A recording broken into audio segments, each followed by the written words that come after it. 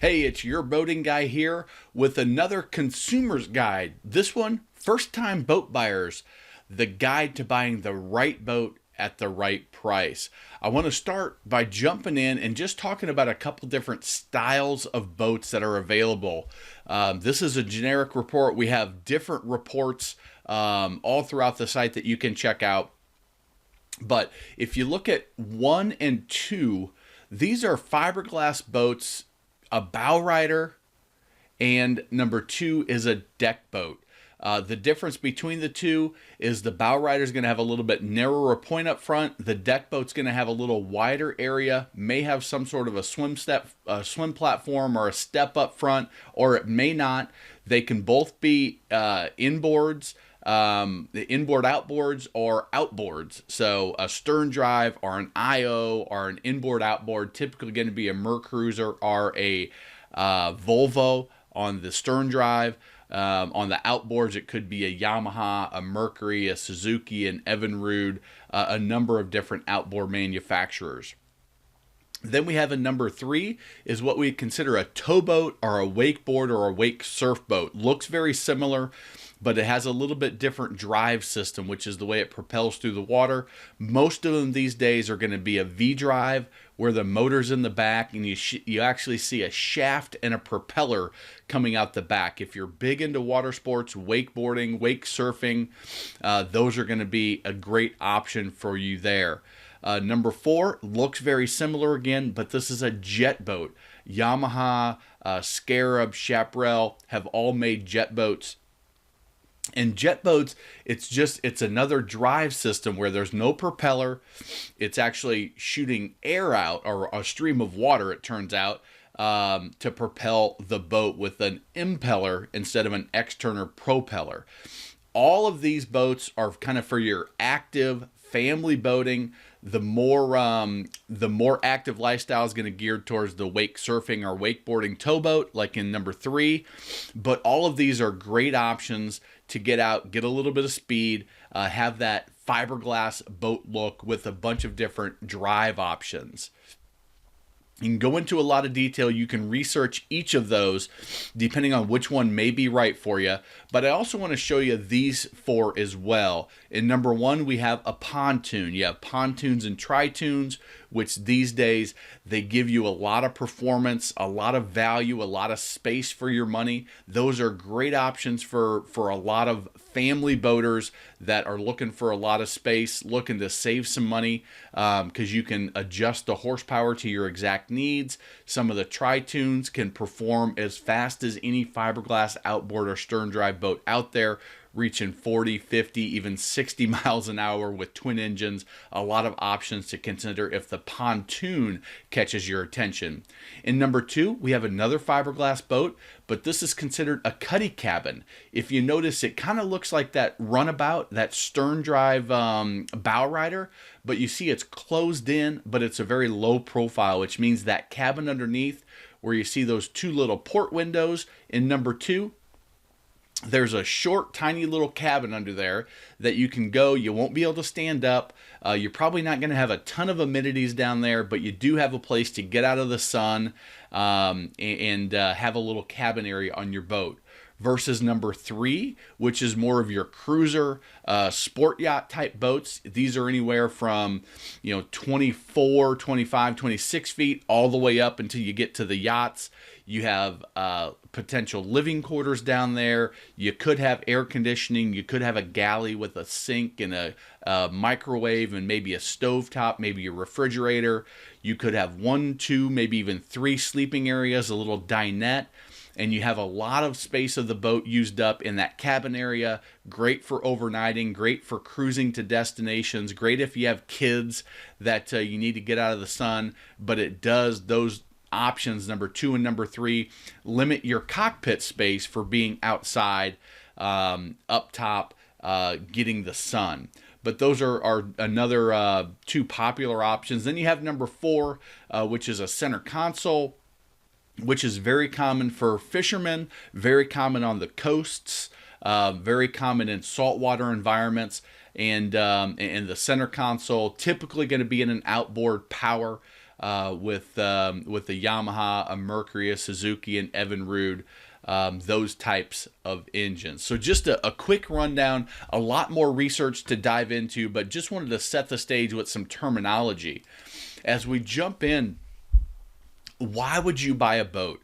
A boat is something that is definitely not a necessity, although people that have boats and get into boats may say otherwise. But a couple reasons why people get involved in boating is, number one, it's about relationships. It's about relationships with families, with friends, meeting new people, getting a new group that has a common interest. It's relaxation. It's an investment in your lifestyle. It's an investment in your relationship. It's an investment in your stress relief.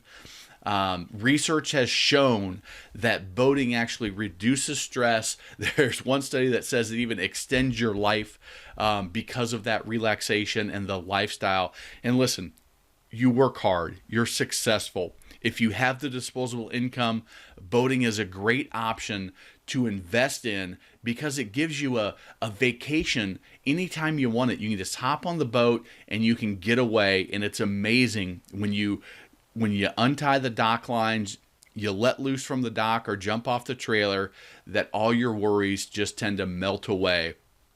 You get out in nature, you get out in some peaceful environments, you get the activity, you can do your water sports, you're swimming in the water, you're outside and you're active, you're getting that fresh air, and there's a lot of reasons to get involved in boating. For most people in the U.S. and Canada, there's water very nearby. It's very affordable, which we'll talk about, and we have another report on the boat loan basics, which you can check out to see how affordable boating can be. But it's an investment in your happiness. It's an investment in your lifestyle, your relationship, your families and friends, and we'll talk about that some more. And definitely the activities and the health benefits are key. And dang it, it's just plain fun. It is fun to be out on the water. It is fun to have a boat. And for a lot of folks, if you're even watching this and you have the financial means, which could be as little as $100 to $200 a month, boating can be a great option for you, okay? So let's get into the meat of the report. We're going to do a little bit of either or, so new or used. What I'm going to do is I'm not going to tell you which one's right for you because there's no such thing as a right boat. There's no such thing as a right decision. I'm going to give you things to consider and to think about when you're researching your new boat. On the new versus used option, a boat is a depreciating object. So that means if you buy a new boat in the first couple of years, 2 or 3 years, you're going to see a significant amount of depreciation. Could be up to 25, 30, 40% depreciation depending on the type of boat that you get. On the flip side, the cost of ownership on a new boat is significantly less. You have less maintenance to worry about. You have less unexpected expenses because of the warranties, which on most boats these days are really solid.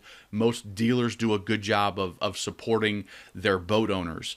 You're going to have a little bit better financing opportunity on new boats, a bigger selection.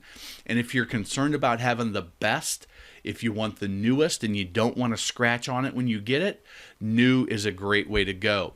On the flip side, if you're value conscious, I would rather see you buy a little bit used boat to meet your budget than to go with the cheapest boat you can find on the new side.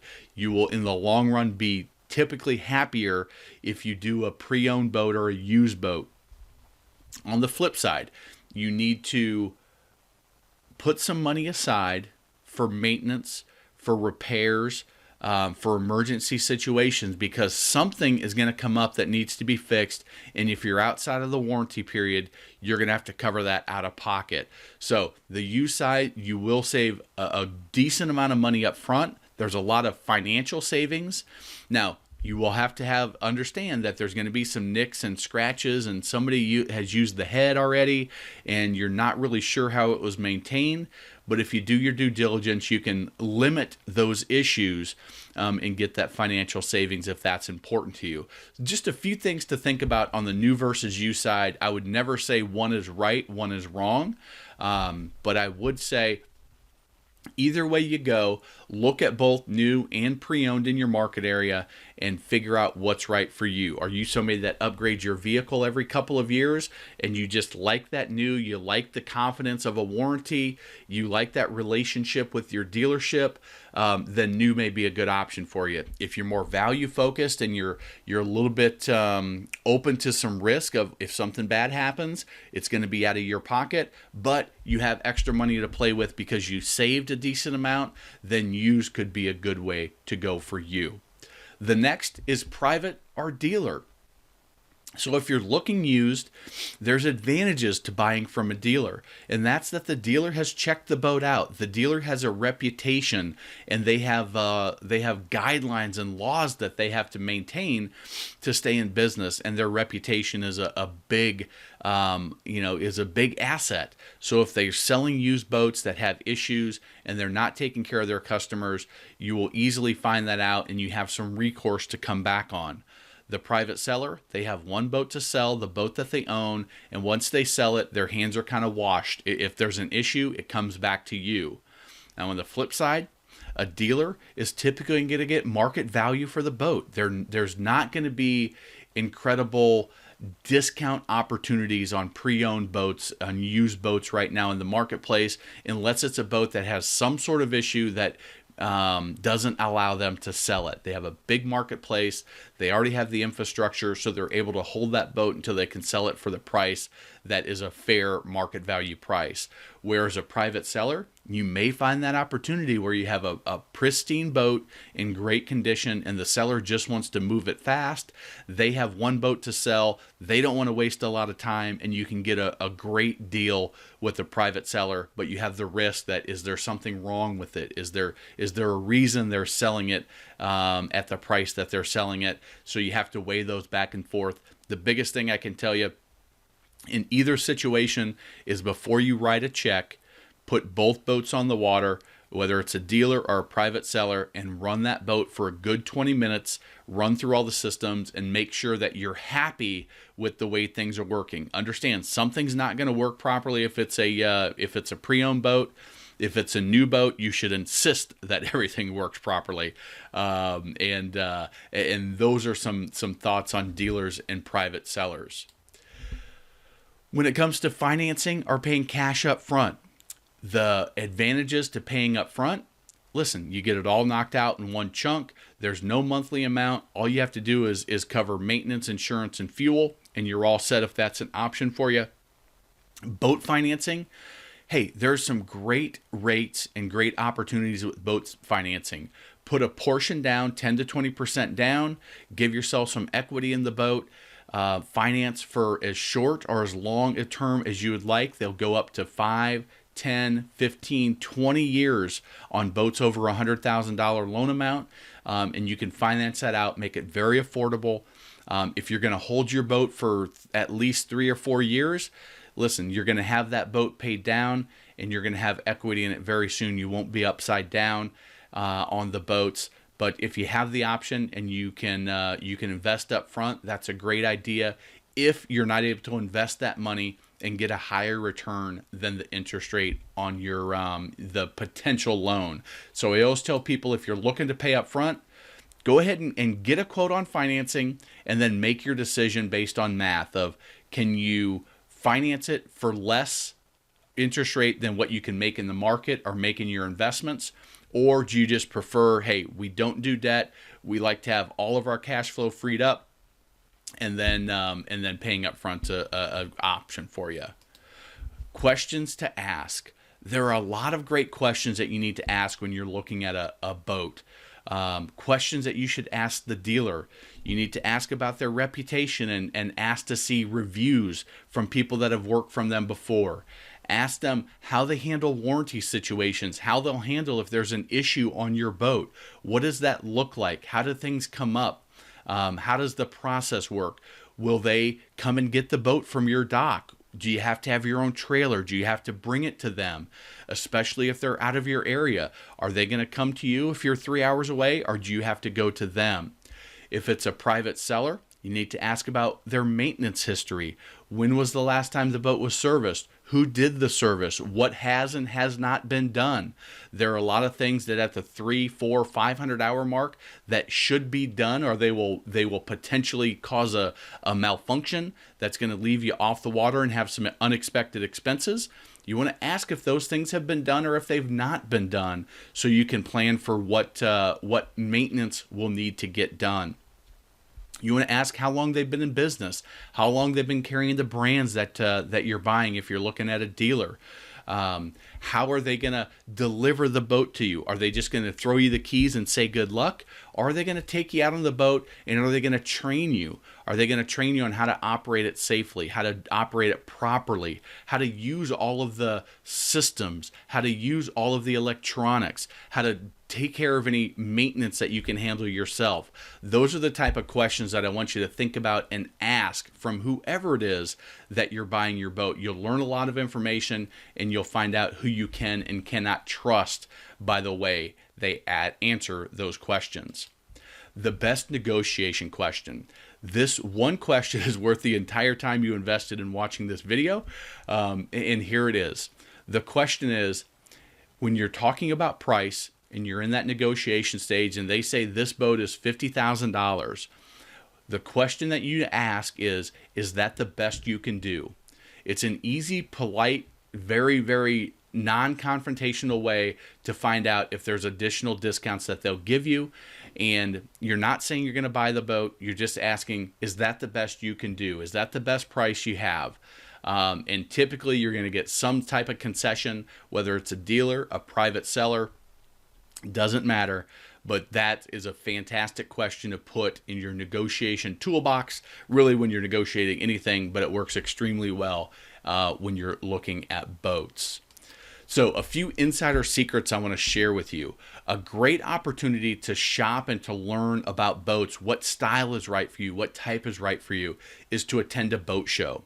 Boat shows are a great place to learn, to research, and to evaluate all of the different models that are available.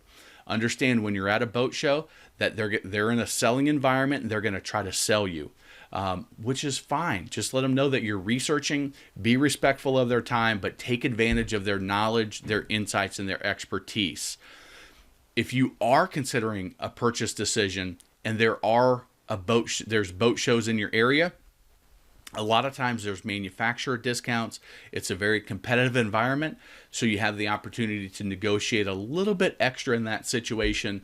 But always understand, especially with the dealer, if you negotiate them down to zero and they're not making any money, and you feel like you're getting a steal, just understand that they're likely not as motivated to take care of you, to service you, to take care of any little things that they may have taken care of for somebody that paid the asking price or close to it, somebody that negotiated them down and just hammered them and hammered and hammered them. They may not be as willing or able to maintain that level of service. So just keep that in mind. I want you to pay a fair price, but I also want you to have a great boating experience. So those are a couple of insider things I want you to consider. There are things like extended warranty.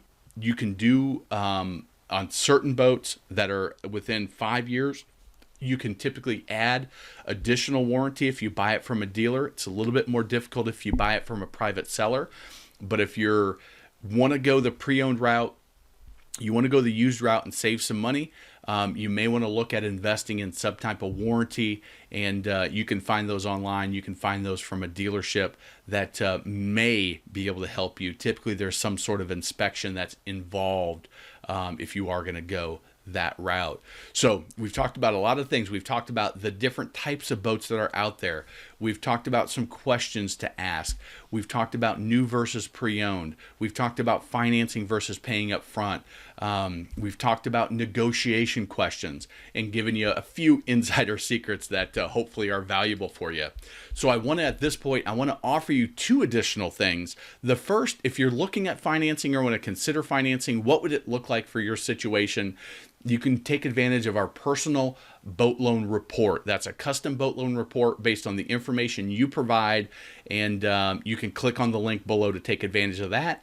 If you have a specific question you'd like to be answered in a video response, go ahead and click on that link down below. We will answer your question, create a quick video for you, put it up, and what that does is it helps us improve our other reports, our other information that we offer our consumers, so that we know what type of questions that you're looking to have answered and get that information out to you as a resource for everybody that's using the internet to shop. So hopefully this has been valuable.